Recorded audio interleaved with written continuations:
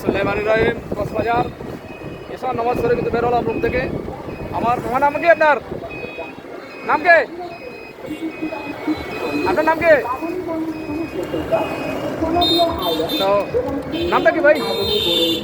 যে মোহাম্মদ মিজান ভাইয়ের টমটমে রুরাল পক্ষে মনে হচ্ছে দুজনেই শব্দ আছে। মিজান ভাইকে বলবো গাড়িটা আসতে চালানোর জন্য, কারণ দুর্ঘটনা তো যে কোনো সময় দুর্ঘটনা ঘটে যেতে পারে। চট্টগ্রাম এই কক্সবাজারে কিন্তু রাস্তাটা কিন্তু অনেক উন্নত হয়েছে। আমি 2021 সালে এসেছিলাম, তখন কিন্তু নির্মাণ কাজ চলতেছে। রাতের কক্সবাজার আজকে বিগত 2টা সপ্তাহে কিন্তু পর্যটক ছিল প্রচুর, 2টা শুক্রবারে, কিন্তু আজকে পর্যটকটা তুলনামূলকভাবে কম, তাই না? মানে বিগত শুক্রবারের তুলনায় কম। হ্যাঁ, তো আপনারা মামা ইনকাম কত করেন মাসে প্রতিদিন এটা দিয়ে?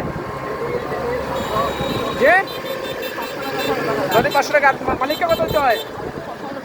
হ্যাঁ, 620। আর আপনার কত ইনকাম হয়? 500 টাকা। হ্যাঁ, মালিককে দিতে হয় 600 টাকা, আর ওনাকে 800 টাকা ওনার ইনকাম হয়। যাই হোক, আমরা খুব কষ্ট করে নির্বাচন করতে হয়, এখান থেকে সংসার চালাতে হয়। আর ফ্যামিলিটাও মনে করেন যে জিনিসপত্রের দাম যে বাড়ছে, ভাড়াটা এখন আগে 10 টাকা নাই, 10 টাকা জায়গায় হয়েছে। কারণ আমরা ট্রেনের টিকিটের দাম যেটা আমরা 275 টাকা দিয়ে আসছিলাম, এখানে এখন হয়ে গেছে এটা 375 টাকার টিকিট চার্জ চলে গেছে। ওই আপনার 495 টাকা দিয়ে কিনতে হয়। এখন মানুষ কী করবে, কীভাবে চলবে? ওরা তো কিছুই নাই। সবাইকে হেফাজত করুন। মানে ভ্রমণে আসতে হলে আপনারা কিন্তু ওই যে বিগত বছরের বাজেট করে আসবেন না, সময়ের সাথে তাল মিলিয়ে কিন্তু নির্ধারিত গত বছর যদি 5,000 টাকা দেয়, এবার কিন্তু আপনি 2,000 টাকা নিয়ে আসবেন।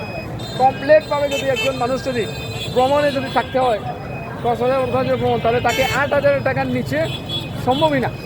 কি কোনো 8,000 টাকা লাগবে না 2 দিন থাকতে কক্সবাজারে আসতে? সিলেট থেকে বলেন যে টাকা। হ্যাঁ, যাই হোক, এখন আমার মামা যে এসি রুম 2,000 টাকায়, নন এসি তো ভালো হবে অফ সিজনে আসলে। এখন যাচ্ছে সিনটাও শহর অনেক বড় হয়েছে, রাস্তাঘাট একসময় তো রাস্তাঘাট ছিল ওয়ানডে, মানে মনে করেন বাঙ্গাচুরের রাস্তা এখন খুব সুন্দর হয়েছে আরসি জেলায়। যাই হোক, কর্তৃপক্ষকে, পৌরসভা কর্তৃপক্ষকে, যারা ব্যবসা, যারা মানুষ সদস্য মধ্যে অক্রান্ত এবং যারা সরকারি কর্মকর্তারা অক্রান্ত পরিশ্রম করে এই রাস্তাঘাটটা অন্য রেখেছে, তাদের প্রত্যেকের প্রতি কৃতজ্ঞতা প্রকাশ করতেছি। আর পর্যটকরা চায় যে রাস্তাঘাটটা ভালো হোক, নিরাপত্তা হোক এবং সহজে যাতে নির্ধারিত স্থানে যেতে পারে, এটাই চায় পর্যটক, আর কিছু চায় না। যাই হোক, সবাই ভালো থাকেন, সুস্থ থাকেন, নিরাপদ থাকেন, সেই প্রত্যাশা রেখে শেষ করলাম। আর আমার মিজান ভাইয়ের জন্য শুভকামনা। আসসালামু আলাইকুম রহমতুল্লাহ।